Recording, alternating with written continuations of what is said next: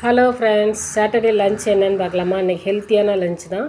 சுட சாதம், அப்புறம் பார்த்திங்கன்னா முளைக்கட்டின பச்சைப்பயிறு, அதை வச்சுட்டு ஒரு கிரேவி மாதிரி பண்ணியிருக்கேன்.